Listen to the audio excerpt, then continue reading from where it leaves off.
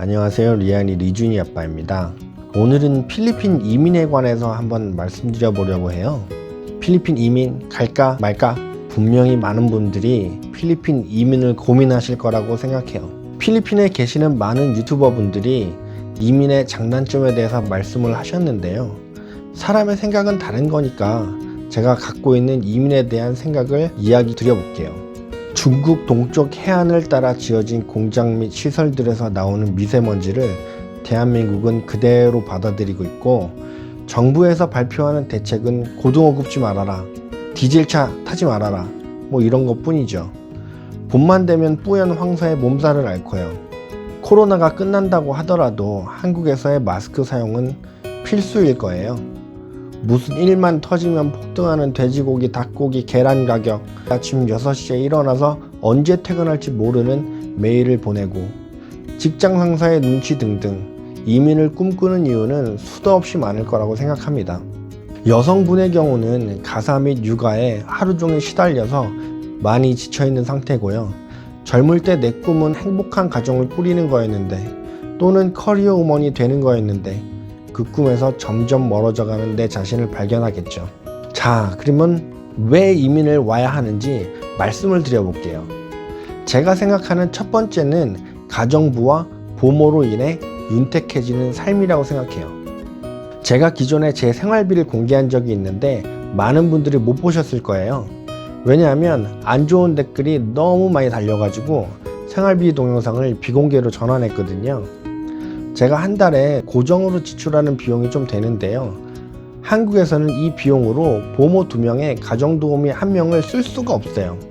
그런 걸 말씀드리고 싶었는데 많은 분들이 돈 많다고 자랑하냐? 이렇게 받아들이셔서요. 가정부와 부모를 둔 덕분에 와이프랑 저는 오로지 운영하는 가게에만 신경 쓸 수 있어서 좋고요.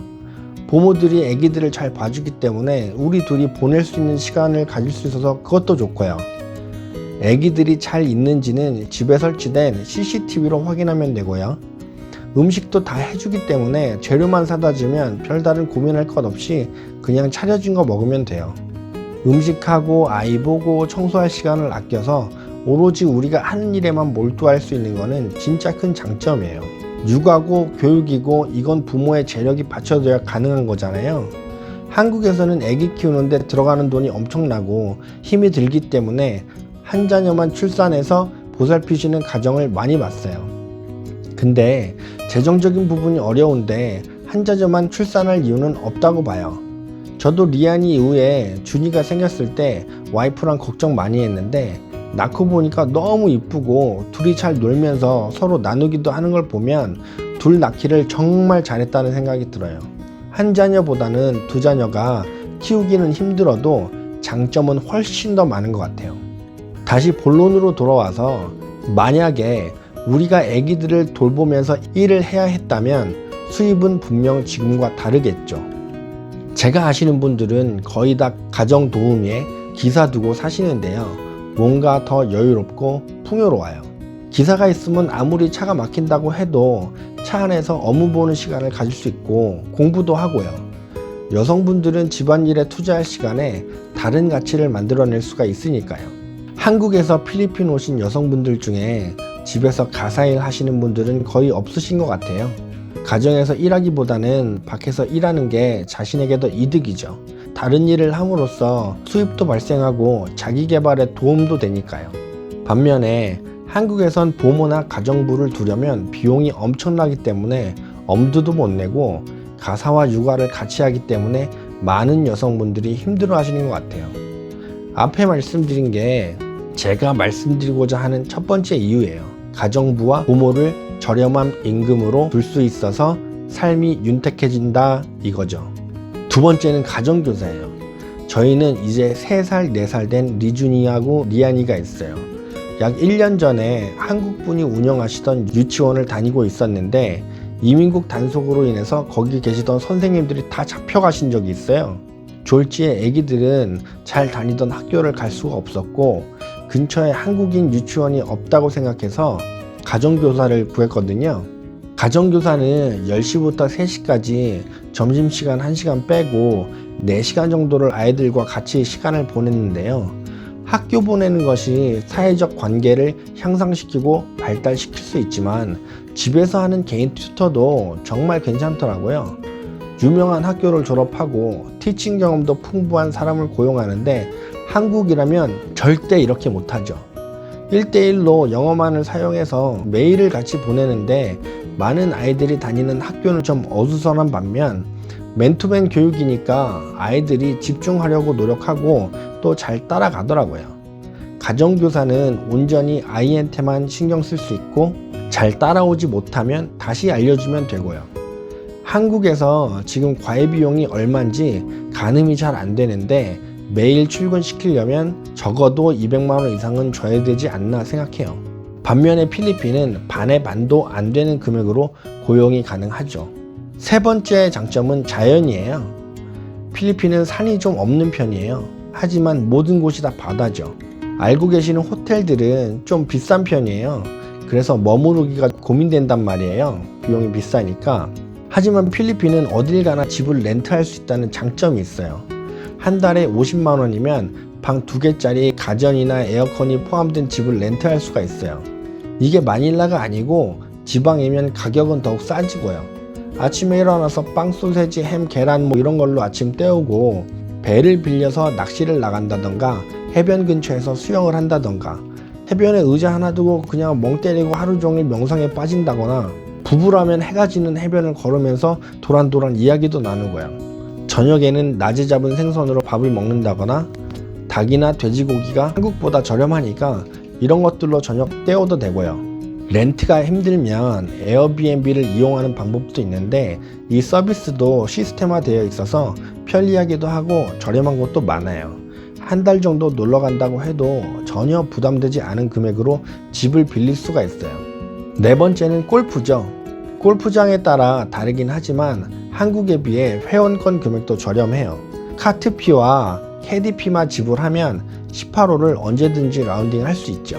골프 진짜 좋아하시는 분이면 카트 중고로 하나 사셔가지고 라운딩 하시면 좋고요. 캐디피는 팁 포함해서 700페소 정도 하니까 회원권 있고 카트 있으면 뭐 엄청난 거죠. 한국 돈 17,000원에 18홀 라운딩 할 수 있는 거예요. 한국에선 골프 치려면 이동하는 시간도 오래 걸리고 비용도 만만치 않아요. 골프 좋아하시는 분은 참 매력적이지 않을까 생각합니다. 다섯 번째는 날씨예요. 여름만 있는 필리핀은 두꺼운 옷이 필요 없고 옷 사는데도 돈이 많이 안 들어가요.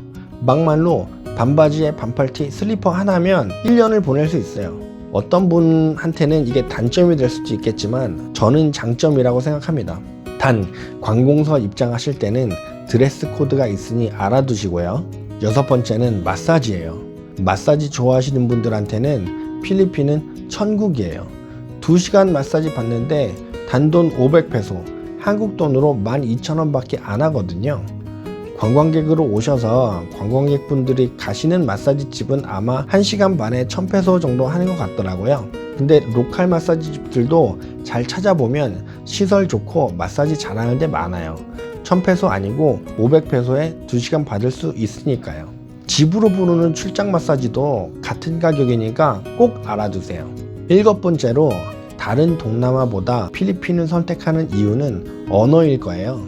보통의 필리핀 사람들이 유창하진 못해도 조금씩은 영어를 쓰니까요. 캄보디아나 베트남, 태국 등으로의 이민은 이 언어 때문에 힘들지 않을까 생각합니다. 자, 이제 이민 오셨을 때 겪게 되는 단점을 말씀드려 볼게요. 어떤 분들은 느려 터진 관공서 업무가 단점이라고 하시는데 이건 기존에 말씀드린 대로 위임장 써서 사람 보내면 되니까 단점이라고 보기 좀 힘들 것 같아요. 500페소 주고 사람 시켜서 가라 그러면 되는데 굳이 내가 그 관공서 가가지고 기다리고 뭐 했다고 단점이라고 하시는 분들이 많이 계시더라고요. 교통지역이라는 말은 반반인 것 같아요. 기사가 없으면 진짜 교통지역일 거고 기사가 있으면 그나마 나을 건데요. 근데 모든 게 다 갖춰진 빌리지에 사시면 사실상 외출할 일이 별로 없으세요. 필리핀 위쪽에서 살다가 여기로 이사 온 지 3년 정도 되었는데 빌리지 밖으로 나가본 적이 많이 없어요.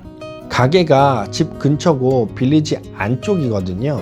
빌리지 근처에도 대형몰이 5개나 있고 한인 슈퍼나 음식점이 있는데 밖으로 잘 안 나가게 되더라고요. 이민국 갈 때나 뭐 약속이 있을 때나 나갈까. 그리고 저는 아는 한국 사람도 없어서 나갈 일이 거의 없어요.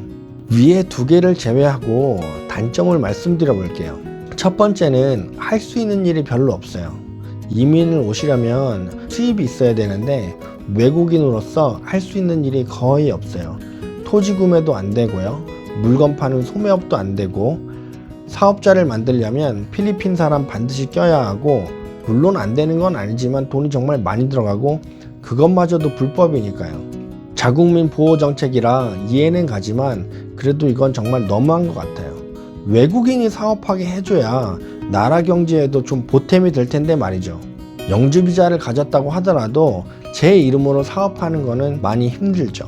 혼자서 할 수 있는 일이라고는 시내에 콘도 사서 렌트 주는 거나 가능할까? 이것도 시시하면서 해야지 세금 내고 정식으로 할 수는 없어요. 저 아시는 분은 시내에 있는 콘도 1억짜리 5개 사셔가지고 렌트 주시는 분도 있긴 해요. 근데 집에 있는 물건들이 노후되면 교체를 해줘야 하기 때문에 이것도 신경이 좀 쓰인다고 하시더라고요. 콘도 가격이 오를 수도 있지만 하락하는 경우도 있어서 그것으로 인한 이익은 복불복이고요. 두 번째는 병원이에요. 필리핀에서는 절대 아프면 안 돼요. 1년 전 우리 둘째가 아파서 알라방에 있는 아시안병원에 입원한 적이 있어요. 일주일 입원했는데 진단은 변비로 인한 구토라고 하더라고요. 병원비가 400만 원 정도 나온 것 같아요. 전 진짜 깜짝 놀랐어요. 이 병원이 필리핀 기준으로 좋은 병원이기도 했지만 한국에 있는 3차 병원은 이것보다 몇 배나 더 크고 좋은데 비용은 10분의 1 수준이란 말이에요. 필헬스라고 의료보험이 있지만 공제되는 비용이 3,000페소 정도였던 걸로 기억해요. 병원비는 크게 둘로 나뉘는데 입원에 들어간 모든 비용과 프로페셔널 피라고 의사한테 주는 비용이 있거든요. 근데 이 의사한테 주는 비용이 굉장히 크더라고요. 뭐 돈 없다고 난리치면 금액이야 좀 깎아주겠지만은 아기가 아파서 저렇게 누워있는데 성질내기도 그렇고 필리핀에서 성질내봐야 저만 손해이기도 하고요. 필리핀 병원들은 막말로 이야기해서 전부 다 도둑놈들이에요. 나중에 증세가 악화돼서 풍납동에 있는 아산병원에 가보니까 결국은 그 필리핀 선생의 오진단이었고 병명은 다른 것이었죠. 병원비도 문제지만 의사들의 스킬도 한국에 비해 현저히 떨어지고 좋고 유명한 병원이라고 해도 장비가 노후되어 있어요. 그리고 많이 기다려요. 필리핀에서 병원을 가려면 접수 이런 거 하지 마시고 그냥 돈 조금 더 내시더라도 바로 응급실로 가야 그나마 좀 덜 기다릴 수 있어요.